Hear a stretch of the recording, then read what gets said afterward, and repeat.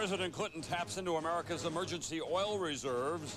Will it matter more at the pump or at the voting booth? Guest list. More big money donors sleeping over at the White House. Surprising news about just how many people spent the night. In depth. Bigger, stronger, faster. A new controversy about Olympic athletes taking drugs. And science that can make you stronger. What if athletes abuse it? And how did genetically altered corn for animals make its way to your store shelves? This is NBC Nightly News with Tom Brokaw, reporting tonight from Sydney, Australia. NBC News in depth tonight, Out of Bounds. Two big stories, a look at what could be coming very soon, abusing medical breakthroughs. These are scientific discoveries that save lives, but they could also create bigger, stronger athletes. But first, a more immediate controversy, the use of banned substances among Olympic athletes. Here in Sydney, one country's entire weightlifting team now has been tossed out of these games. The Bulgarians are a weightlifting powerhouse. Isabella Dragneva winning gold. Svetlana Minchev winning bronze for the men. And earlier this week, Ivan Ivanov winning silver. But then, all three tested positive for this drug, which can mask other performance-enhancing drugs. The IOC stripped all three Bulgarians of their medals and threw the entire weightlifting team out of the Olympics. The gold that went to Dragneva was awarded instead to American Tara Nod, the first for an American in 40 years. And for some athletes, like American weightlifter Michael Martin, his chance to even qualify to compete may have been stolen by tainted athletes. I have to keep training, you know, I have to go on for 2004. I can't really just get stuck at one moment.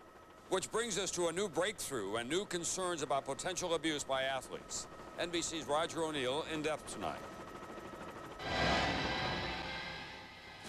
It was a box office hit, the movie X-Men. With genes altered, characters developed superpowers. Quit playing around. Science fiction or science fact? A summer movie with cartoon characters or the Summer Olympics with super athletes? The only question is when, not if it's going to happen. In Professor Lee Sweeney's laboratory at the University of Pennsylvania, it's happening now. Super mice, not pumped up with steroids, but genetically engineered. The animal on the left injected with a protein called IGF-1. After 3 months, leg muscles grow 15 to 20%. Sweeney found the genetic trigger that stimulates new muscle tissue. Groundbreaking research for people suffering from diseases like muscular dystrophy. But also possible use and abuse by athletes trying to grow bigger, stronger muscles. I see it's inevitable, but really the people we're trying to help, I can't abandon them just because of the potential athletic abuse.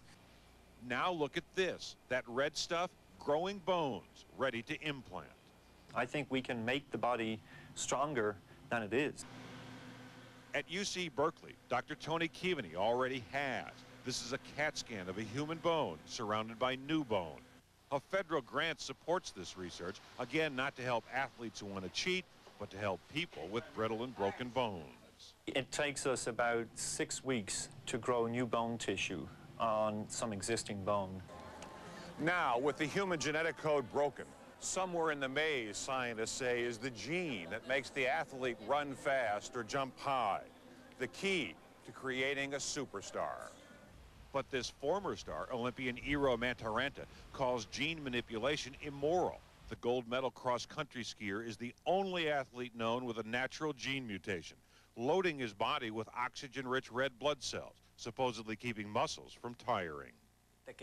I am absolutely negative to this type of artificial system. This is a strange way to think about athletics today.